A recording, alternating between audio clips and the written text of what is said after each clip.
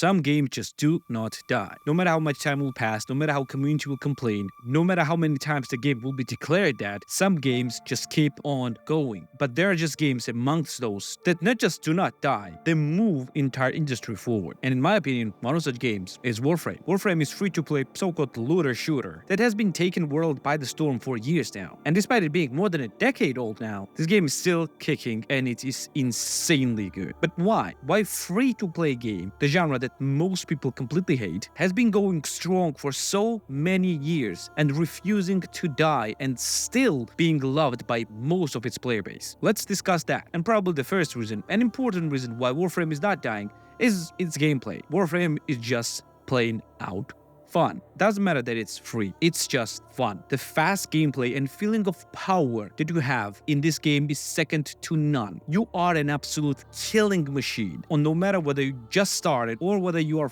far into an endgame, you are just absolutely unstoppable. And no matter what Warframe you play, you are an absolute machine. And in this case, literally, obliterating everyone and everything in your path without dropping a single sweat. And this feeling of power without feeling overpowered is very difficult to achieve. And Warframe just did that. No matter how powerful you are, there is the content in this game that will challenge you and will require a lot of knowledge and a lot of gear in order to progress. And that's why it's appealing for both new players who want just to feel powerful and progress through the game, and also for the older and veteran players who are returning to the game and want some challenge, because this game gives you that. And speaking of new and veteran players, this game has just so many things to do. With the years of upgrades and additions of content and even additions of gameplay mechanics, the game has grown into monstrosity. There's so many things to do and so many things to unlock and so many game mechanics that if I will start to explain this to a new player, they will probably run away without looking back. There are so many things, so many places to be, so much gear to unlock, so many game mechanics to unlock, that it is absolutely stunning how this entire package has managed to stay free for all these years. And it's not just new gear, it's entire game modes that's being added. Not even talking about the entire new areas of the game. And for the beginner, this will feel like unending gameplay. And for the veterans, it's just another things to do and progress towards. Dozens and dozens of different Warframe that each can be leveled, hundreds of different weapons that can be leveled, and bunch of different abilities and additional stuff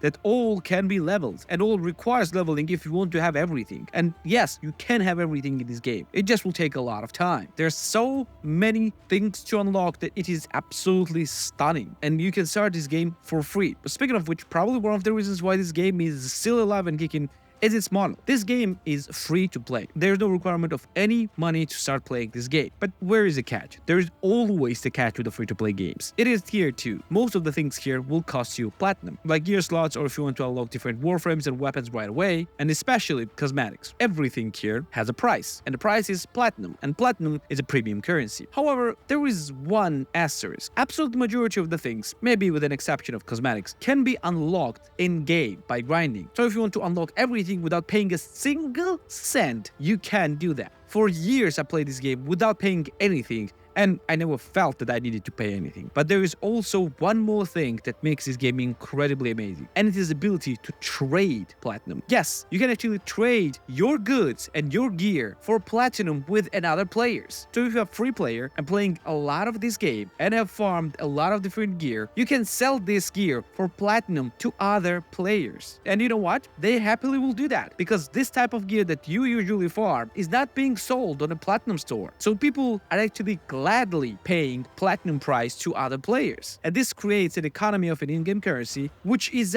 absolutely beautiful. Meaning that you can actually have 99.9% of all things in the game, including cosmetics, without paying a single cent. Yes, there are some things in this game that can only be bought for the real money and not even for the platinum. But there are only very few things like that, and usually those things are very specific cosmetics. And this, in my opinion, is one of the best free-to-play models that you can have. All the expansions in the game, all the additional gameplay mechanics are all free. And basically platinum will just buy you some shortcuts. That's what it is. And if you just want to enjoy the game and not pay a single cent, this game allows you to do. And it's insanely beautiful. But it's not just that. If everything that you do is pointless and boring, people will not play it. And that's where probably one of the last reasons will arise. It's quests and story. Not a lot of free-to-play games has very compelling and very fleshed out quests and story, and especially the game world, like this game does. For years, the story of this game has been developing, even revamping at the beginning of the game for the newcomers, and adding a bunch of new quests, not only for the beginners, but also players who are on average level and for the late game players. Quests are an insanely good way to unlock new gameplay mechanics and find new things to do. And these quests are often very greatly voice acted and very greatly animated with an amazing cutscenes and a beautiful graphics. This game has it all, but is it really that undying? Well, let's check out the Steam charts. Yeah, despite game being on the rise from its release till around 2018-2019, since then game has plateaued, and you see spikes mainly during major game updates. But does this mean that game is dead? Absolutely not. Game almost always has 50 to 75,000 players at all times, and for the game that usually requires around 4 players to play in a squad, this is absolute insane number. You will never feel alone in this game. There's always someone doing something with you, no matter which time of the day you will log in, especially during peak times. Game is far from being dead despite plateauing, and because devs are listening to the community and establish one of the best creator communities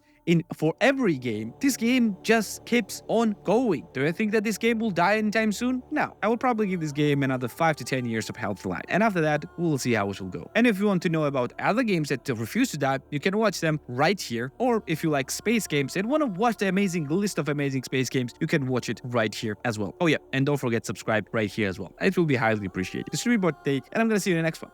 Take care.